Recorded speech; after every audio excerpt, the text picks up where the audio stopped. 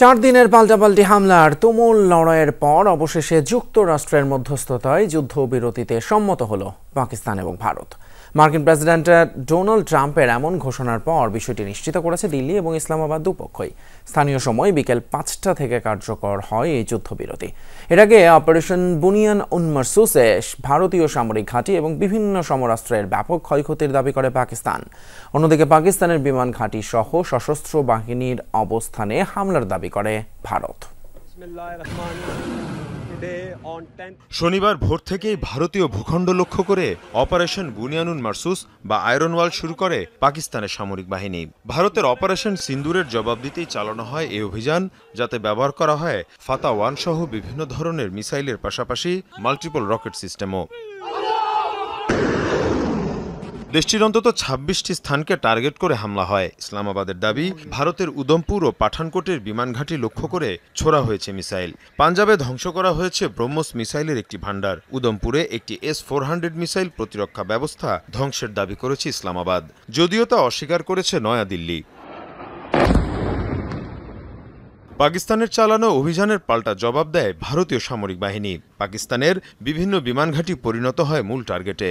Airbase নূর খান, রফিকি এবং মুরিদ লক্ষ্য করে চালানো হয় মুহুর্মুহ হামলা। পেশোয়ার, করাচি, লাহোর সহ আজাদ কাশ্মীরের বিভিন্ন স্থানে ক্ষতিগ্রস্ত সামরিক বেসামরিক নানা স্থাপনা। দুই পক্ষের লড়াই যখন তীব্রতর, শঙ্কা দেখা দিয়েছে পরমাণু যুদ্ধের, তখন হঠাৎ করে যুদ্ধবিরতির ঘোষণা দেন মার্কিন প্রেসিডেন্ট ডোনাল্ড ট্রাম্প। ট্রুথ সোশ্যালে দেয়া এক বার্তায় ট্রাম্প বলেন, পাকিস্তান এবং ভারত তাৎক্ষণিকভাবে পুরোপুরি যুদ্ধবন্ধে সম্মত হয়েছে।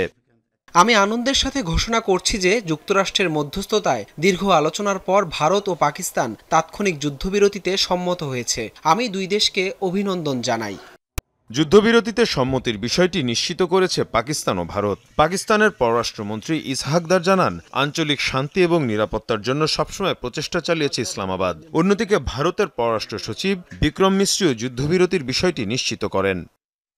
পাকিস্তান ও ভারত তাৎক্ষণিকভাবে যুদ্ধবিরতি কার্যকর করতে সম্মত হয়েছে। পাকিস্তান সার্বভৌমত্ব এবং আঞ্চলিক অখণ্ডতার সাথে আপোষ করেনি।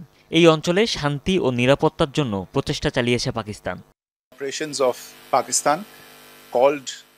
পাকিস্তানের পক্ষ থেকে আমাদের সাথে যোগাযোগ করা হয়। ফোনালাপে আমরা যুদ্ধ বন্ধের সিদ্ধান্ত নেই। আকাশ, ভূমি এবং সাগর 3 ফ্রন্টেই আমরা লড়াই বন্ধে সম্মত হয়েছি।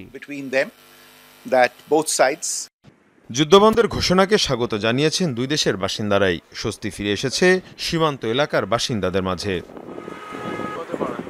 মীর মুশফিকা হাসান, যমুনা নিউজ।